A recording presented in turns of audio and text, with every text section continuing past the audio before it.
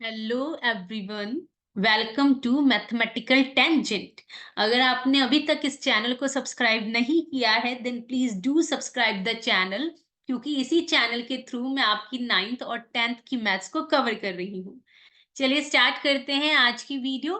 So yes, class 10th में चल रहा है chapter number 9, some applications of trigonometry, जिसकी एक्सरसाइज 9.1 के आज हम क्वेश्चन नंबर 12 को बहुत ही अच्छे से समझने वाले हैं। तो शुरू करते हैं क्वेश्चन नंबर 12 के साथ। From the top of a 7 meter high building, the angle of elevation of the top of a cable tower is 60 degree. देखिए यहाँ पर दो ऑब्जेक्ट हैं।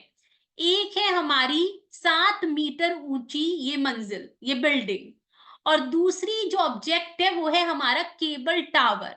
अब जो भी एंगल्स बन रहे हैं वो इन दोनों के बीच में बन रहे हैं। तो सबसे पहले तो यहाँ पर एक ग्राउंड लेवल भी है जिन पर ये दोनों खड़े हुए हैं।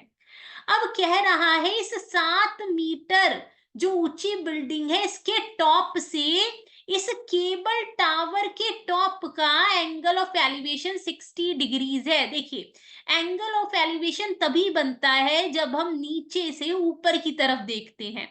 तो अगर बिल्डिंग के टॉप से इस टावर के टॉप का बन रहा है तो ये यहाँ पर नॉन है कि टावर जरूर लंबा है बिल्डिंग छोटी है, तभी इस तरह से देखिए ये बिल्डिंग के टॉप से टावर के टॉप का एंगल ऑफ एलिवेशन, एंगल की बात हो रही है तो हॉरिजॉन्टल लाइन जरूर होनी चाहिए जिसके कंटेक्स्ट में हम इस एंगल को डिफाइन करते हैं जी। तो यही यही जो एंगल है, फिलहाल यही एंगल क्वेश्चन में 60 डिग्री दिया हुआ है। ठीक है भाई, अब आगे बढ़ते हैं। अब बोला जा रहा है कि आगे अगर हम पढ़े, and the angle of depression of its foot, किसके फुट का, किसकी बात हो रही है, टावर की ही बात हो रही है।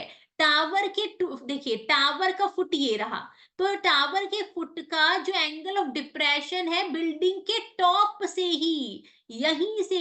तो एंगल ऑफ डिप्रेशन तभी बनता है जब हम ऊपर ऊपर से नीचे रखी हुई ऑब्जेक्ट की तरफ देखते हैं। तो जरूर यहाँ पर ऊपर से अगर बोल रहा है एंगल ऑफ डिप्रेशन फुट का बन रहा है तो इसी तरह से बनेगा।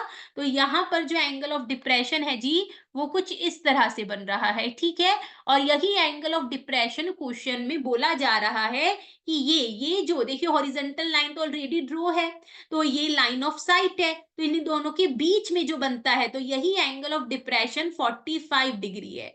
अगर ये 45 है तो ये भी 45 होगा, क्योंकि ये दोनों लाइंस आपस में पैरेलल हैं और ये ट्रांसवर्सल है, तो ये हमारे बन जाते हैं ऑल्टरनेट इंटीरियर एंगल्स जो इक्वल होते हैं। अब हमसे पूछा जा रहा है इस टावर की हाइट बता दीजिए।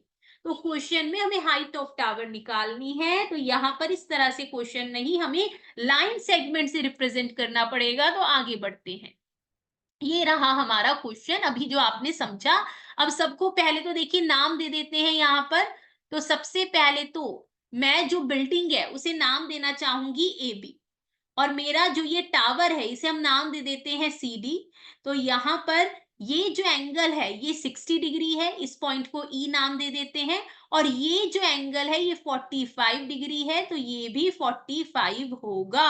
अभी हमने समझा ना। और ये बिल्डिंग 7 मीटर ऊंची है, ये बिल्डिंग 7 मीटर ऊंची है। तो हमें यहाँ पर सबसे पहले तो हमने लेट कर ली ए बी जो है ये हमारी हाइट ऑफ बिल्डिंग, और देखिए यही क्वेश्चन में हमें 7 मीटर दी हुई है।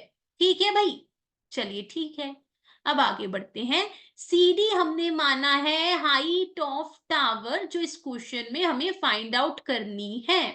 और ध्यान से देखिए सीडी जो है ये सीई और ईडी से मिलके बना है। अब देखिए जितनी ये ए बी है इसके पैरेलल जो भी लाइंस होंगी इसके बीच में वो सारी 7 होंगी। तो इसलिए ये एडी जो है ये भी हमारी, सॉरी ईडी जो है ये भी 7 है। तो सीई प्लस 7 मीटर। बेसिकली यहाँ पर अगर किसी तरह से मैं सीई फाइंड आउट कर लेती हूं तो क्वेश्चन खत्म है, ठीक है। अब ध्यान से सुनिए जरा। देखिए ये टावर भी 90 डिग्रीज पर खड़ा हुआ है, हमारी जो बिल्डिंग है वो भी। तो सबसे पहले मुझे यहाँ पर देखिए ये भी राइट एंगल होगा, है ना। यहाँ पर दो राइट ट्राइंगल है, एक ये। अब मैं सबसे पहले ये right triangle A B D उठाना चाहूंगी, क्योंकि इसकी हेल्प से मुझे ये बी डी फाइंड आउट करनी है, और जो ये बी डी होगी वही हमारी ए ई होगी।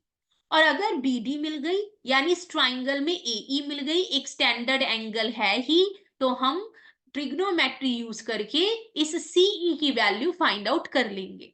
तो सबसे पहले आ जाते हैं इन राइट ट्राइंगल, जी हाँ, जिसमें हमें एक साइड नजर आ रही है ए बी डी में। अब यहाँ पर 45 डिग्री हमारा स्टैंडर्ड एंगल है, और इसके लिए सामने वाला परपेंडिकुलर, और जो फाइंड फिलहाल हमें करनी है वो बेस है। तो हम यहाँ पर वही ट्रिग्नोमेट्री रेशियो यूज करेंगे जो परपेंडिकुलर और बेस में रिलेशन बनाता है, वो होता है हमारा tan थीटा, या फिर कह लीजिए जिस पॉइंट पे एंगल बन रहा है tan डी। तो ये होता है परपेंडिकुलर और बेस का रेशियो। अब वैल्यू पुट कीजिए, एंगल 45 डिग्री है, परपेंडिकुलर ए बी, बेस है हमारा बी डी। tan 45 डिग्री 1 होता है, ये 7 दिया हुआ है क्वेश्चन में, ये हम फाइंड आउट करना चाहते हैं। जब आप क्रॉस मल्टीप्लीकेशन करेंगे यहाँ से बी डी भी 7 मीटर आ जाएगा, और अगर बी डी 7 है तो ई ए जो है वो भी बी डी के इक्वल है, दैट मीन्स ये भी 7 मीटर है। ठीक है भाई, चलिए अब आ जाइए इस छोटू ट्राइंगल में, इन राइट ट्राइंगल सी ई ए। जी हाँ, तो फटाफट से अब हम इस राइट ट्राइंगल में आ जाते हैं। यहाँ पर स्टैंडर्ड एंगल है 60 डिग्री, तो यहाँ पर भी tan ए जिस वर्टेक्स पे एंगल बनता है बेसिकली वो हम यहाँ पर लिख देते हैं। रेशो परपेंडिकुलर अपॉन बेस, देखिए tan वैल्यूज पुट कीजिए, 60 degree is equal to perpendicular CE है जो हमें फाइंड करनी है, और बेस है एई या ई ए, एक ही बात है। tan 60 डिग्री की वैल्यू √3 होती है। सीई हमें नहीं पता भाई, ये तो फाइंड आउट करनी है, ये फाइंड आउट हो गई तो क्वेश्चन सॉल्व। और ईए की वैल्यू है 7 यूनिट, अभी हमने फाइंड आउट की ना यहाँ पर। अब यहाँ पर इसे सॉल्व कर दीजिए, 7 को इधर भेज दीजिए √3 के पास, तो बेसिकली सीई आ चुका है 7 √3 मीटर। अब बस हमें यहाँ पर वैल्यू पुट करनी है, तो कंक्लूड कर देते हैं भाई यहीं से।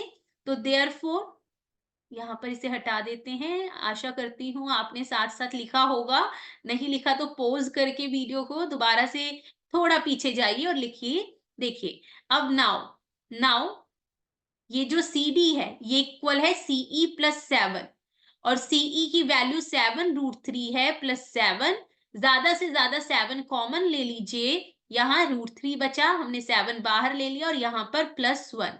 तो यही लेंथ है हमारी टावर की, 7 ब्रैकेट में √3 + 1 मीटर, और यहीं पर क्वेश्चन भी खत्म हो जाता है।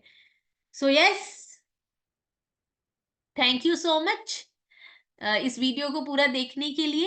And please like share and subscribe the channel. अगर आप चाहते हैं कि मैं इसी तरह से हर चैप्टर की, हर एक्सरसाइज की, हर क्वेश्चन के हर पार्ट को कवर करूं, then do share and subscribe the channel. बाकी मिलते हैं आप सबसे अगली वीडियो में, तब तक के लिए अपना ध्यान रखें और कीप वर्किंग हार्ड। चलिए, बाय बाय।